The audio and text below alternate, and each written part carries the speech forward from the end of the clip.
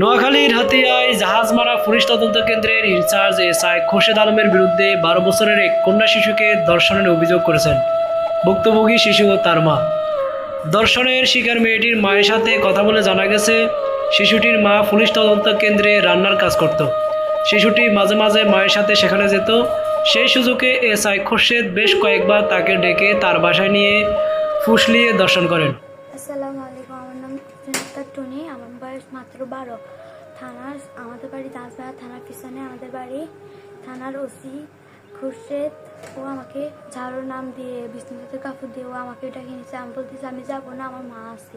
ও বলতেছে আজকে তোর মা নাই, তুই আজকে। আমি গেছিলাম, ও আমাকে বলতেছে কাউকে বলবি না। তারপর আমার কাপড় চোপড় খুলিয়ে গেলো, আমার সাথে কারণ নিয়ে আসা করছিল।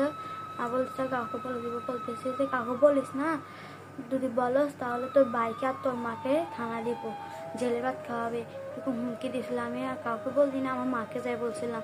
তারপরে আমার এখানে নেতা আছে স্বর্ণকার, কবির আর রাকিব, ওদের কাছে বলছি না, ওরা আমার সাথে সাদা সই নিষ্ঠাময় সই নিয়েছিল। তারপরে ওরা নিয়ে গেছে, ওরা 2 মাসের টান দিচ্ছে। এখন থানায় কেন আসছে?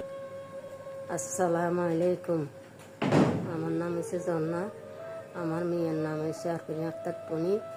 আমার মেয়েকে এদের থানার খুরশেদ আলমে দর্শক করছে। এখন এই বিচারটা আমি সাংবাদিক ভাইয়ের কাছে এদের বিচারটা অনুরোধ করি চাই।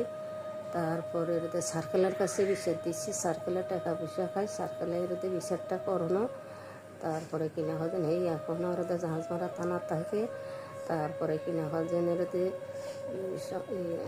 নেতার রাকিব আর স্বর্ণকার, কবির, এরা সাদা কাগজের শৈল এরদে এরা আর বাড়ি থেকে এখন বই আমি চলে এসেছি যে 4টা মাস। তাদের এই বিচারটা তারা হারলে আমার বাড়ির থেকে এরদে আমি চলে এসেছি, যাইতে পারি না।